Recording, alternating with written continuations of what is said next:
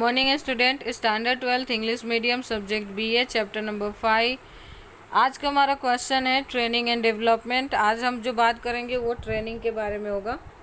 Okay, training however efficient is required person might be without experience and expertise proper functioning of organization is impossible. आपने कितना भी best employees का selection क्यों ना किया हो, लेकिन बिना एक्सपीरियंस और एक्सपर्टाइज के वो कभी भी अपने फंक्शन को पूरी तरीके से नहीं कर सकते। ये इम्पॉसिबल टास्क होता है। Training is a process of imparting theoretical and practical knowledge with the objective of acquiring proficiency of work की प्रोफिशिएंसी के लिए ट्रेनिंग में हमें थ्योरिकल के साथ साथ प्रैक्टिकल नॉलेज भी प्रोवाइड करते हैं। हमने जो एजुकेशन के दौरान जो भी हासिल किया होता है वो सब थ्योरिकल होता है, उसमें हमें प्रैक्टिकल चीज़ों की नॉलेज नहीं होती है। और ट्रेनिंग के दौरान ज़्यादातर हमें प्रैक्टिकल चीज़ें सिखाई जाती हैं जिससे हम अपने काम को सही तरीके से कर पाते हैं।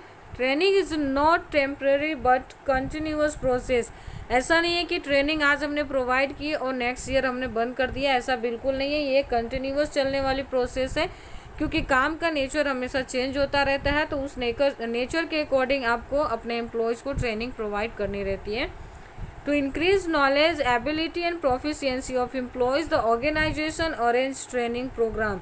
ट्रेनिंग प्रोग्राम अरेंज करने के मोटिव क्या होते हैं? तो to increase knowledge, ability and proficiency, ये सारी चीज़ें इंक्रीज करने के लिए हम ट्रेनिंग प्रोग्राम को अरेंज करते हैं। नेक्स्ट, अगर इस कॉन्सेप्ट की बात करें तो कॉन्सेप्ट में दिया है in general term. Okay, general term में ट्रेनिंग क्या है? तो training means to providing theoretical and practical knowledge with the reference of a work of employees. यहाँ पे वर्क एम्प्लॉयज़ के जो भी टास्क आपने प्रोवाइड किए उस टास्क के अकॉर्डिंग अपने एम्प्लॉयज़ को थ्योरिकल एंड प्रैक्टिकल नॉलेज देना ही ट्रेनिंग है। लेकिन ये ऑर्डिनरी और जनरल सेंस में है। अगर हम किसी एक्सपर्ट की डेफिनेशन की बात करें तो देखते हैं, as started by an expert, training means giving up to date information about organization and also increase efficiency, skill, aptitude, attitude and technical skill of employees। अगर किसी एक्सपर्ट की डेफिनेशन की बात करें तो उनका मानना है कि ट्रेनिंग क्या होता है, तो अपने एम्प्लॉयज़ को अप टू डेट करना, इंफॉर्मेशन ऑफ ऑर्गेनाइजेशन प्लस उनके एफिशिएंसी, एटीट्यूड, स्किल, एप्टीट्यूड और टेक्निकल जो नॉलेज है उसको लगातार बढ़ाते रहने की चीज़ें ट्रेनिंग है। In short, training means imparting knowledge and education with objective of gaining proficiency of business की प्रोफिशिएंसी और ऑब्जेक्टिव को अचीव करने के लिए जो भी आपको नॉलेज और एजुकेशन प्रोवाइड करना है वही क्या है? ट्रेनिंग है। अब ट्रेनिंग की इम्पोर्टेंस चेक करते हैं कि इम्पोर्टेंस क्या है इसके। तो फर्स्ट है modern information. Training is necessary to prizing the employ about modern technical change and researches. Training के दौरान आपको अपने एम्प्लॉयज़ को हमेशा टेक्निकल चेंजेस एंड रिसर्चेज के बारे में इन्फॉर्म करते रहना चाहिए। नेक्स्ट है safety, those workers who are handling machines and given information regarding operation of machine so the accident can be reduce. आपको खास करके उन वर्कर्स को जो कि मशीन के साथ काम करते हैं, मशीन को हैंडल करते हैं, उनको मशीन किस तरह से ऑपरेट करनी चाहिए, किस तरह से सेफ्टी रखनी चाहिए, वो चीज़ें आपको सिखाना है ताकि जो एक्सीडेंट के जो चांसेस है उसको आप कम कर सको। This structure aptitude for the work of employees and also lead to the less fatigue and the high moral. इससे क्या होगा कि अगर आप अपने एम्प्लॉयज़ को, अपने वर्कर्स को मशीन से रिलेटेड सारी जानकारी प्रोवाइड करोगे, उनको काम से रिलेटेड जानकारी प्रोवाइड करोगे, तो उनको फटीग मीन्स की जो थकान है वो कम लगेगी और जो उनके मोरल है वो क्या होगा? हाई होगा, बूस्ट होगा। नेक्स्ट आता है सिलेक्शन ऑफ जज, increase in job satisfaction. Training improve understanding of a workers and when they are given job for which they have been train, it increase the enthusiasm which in turn the increase of job satisfaction. Training से क्या होता है कि उनकी understanding बढ़ती है, उनको जो भी आपने जॉब प्रोवाइड की है उसके बारे में वो ट्रेन होते हैं और उनसे उनका एंथुजियाज्म इंक्रीज होता है और वो इनडायरेक्टली ना जॉब सेटिस्फैक्शन में कन्वर्ट हो जाता है। नेक्स्ट आता है हमारा reduce rate of labour turnover.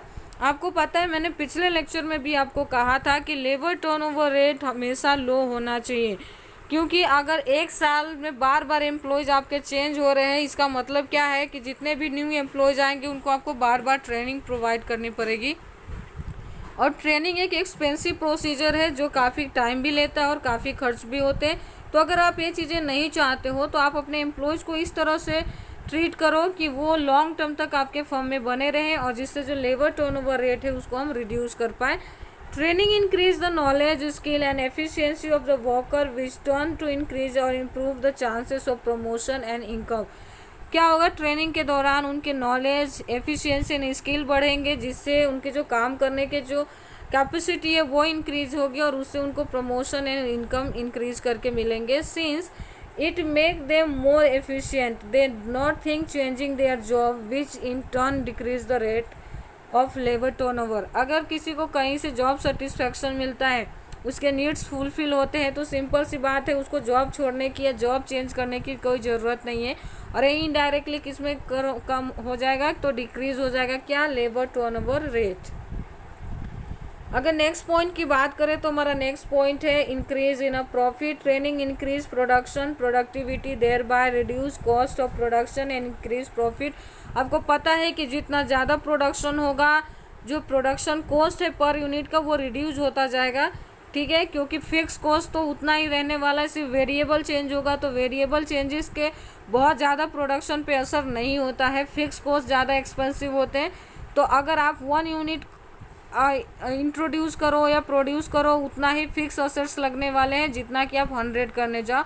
तो जितना ज़्यादा प्रोडक्शन और प्रोडक्टिविटी बढ़ेगा उतना ही आपका प्रॉफिट भी क्या होगा, इंक्रीज होता जाएगा। नेक्स्ट आता है reduction in expensive. Training increase the efficiency of worker which increase the production and decrease the wastage of raw material. Training में हमें सिखाया जाता है कि हमें किस तरह से रॉ मटेरियल यूज करना है, किस तरह से प्रोडक्शन करना है। तो इससे क्या होगा, प्रोडक्शन इंक्रीज होगा, जो रॉ मटेरियल का जो वेस्टेज है वो क्या होगा, कम होगा। Supervisor cost also reduce. Supervision भी करने के कॉस्ट कम हो जाएंगे, क्योंकि अगर सबको अपनी रिस्पॉन्सिबिलिटी पता है तो सुपरविजन करने की ज़रूरत ही नहीं पड़ेगी। दस टोटल एक्सपेंडिचर इज रिड्यूज, और इससे जो फर्म का जो टोटल एक्सपेंडिचर है, टोटल खर्च है, उसको हम कम कर सकते हैं। नेक्स्ट आता है हमारा growth and development of employees. Training result increase the skill, knowledge, ability, intelligence of employees. This result personal growth and development of employees. आपको ट्रेनिंग के दौरान जो आपके स्किल्स डेवलप होते हैं, जो नॉलेज बढ़ते हैं, आपकी एबिलिटी इंक्रीज होती है, इंटेलिजेंस होते हो आप, ये सारी चीज़ें कहीं ना कहीं एक एम्प्लॉयज के पर्सनल ग्रोथ एंड डेवलपमेंट में बहुत ज़्यादा मदद रूप होते हैं। अगर हम नेक्स्ट पॉइंट की बात करें तो अदर बेनिफिट्स भी मिलते हैं। Training improve the quality of production, there it enhance prestige of organization and reduce stress. क्या होता है कि ट्रेनिंग देने से क्वालिटी ऑफ प्रोडक्शन, यानी जो प्रोडक्ट की क्वालिटी होती है वो अच्छी हो जाती है, और ये कहीं ना कहीं हमारे प्रेस्टीज जो ऑर्गेनाइजेशन का है उसको बढ़ा देता है और स्ट्रेस भी कम करता है। And environment of cooperation create and loyalty, sincerity and enthusiasm of employees is increase. और इस तरह के इन्वायरमेंट में जो हमें एक लॉयल्टी मिलनी चाहिए, एक सिंसियरिटी दिखना चाहिए एम्प्लॉयज़ के अंदर, जो एंथुजियाज्म होना चाहिए, वो सारी चीज़ें इंक्रीज होती है और देखने को मिलती है।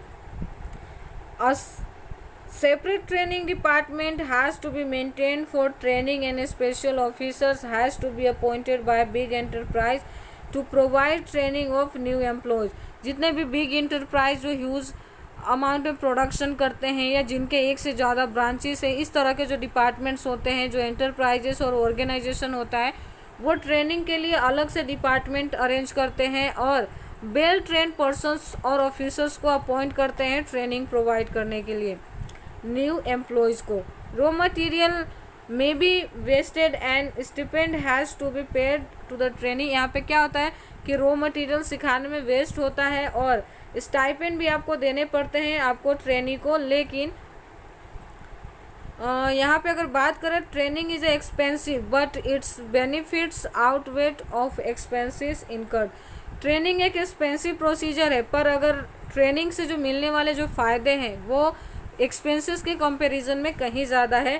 Training is expensive but absence is more expensive. Training एक एक्सपेंसिव प्रोसेस है, बट अगर आप ट्रेनिंग नहीं करते हो या ट्रेनिंग नहीं प्रोवाइड करते हो तो वो कहीं ज़्यादा एक्सपेंसिव हो जाएगा, क्योंकि उसके पास नॉलेज नहीं होगा, रॉ मटेरियल ज़्यादा वेस्ट करेंगे, प्रोडक्शन कम करेंगे, प्रोडक्शन की क्वालिटी ख़राब होगी और ये कहीं ना कहीं सब आपको नुकसान पहुंचाने वाले हैं। तो इसलिए कहा गया है कि ये एक्सपेंसिव है, बट ये ना कराओ तो ये और ज़्यादा एक्सपेंसिव हो जाता है। So the amount spent on the training should not be considered expense but investment of a business।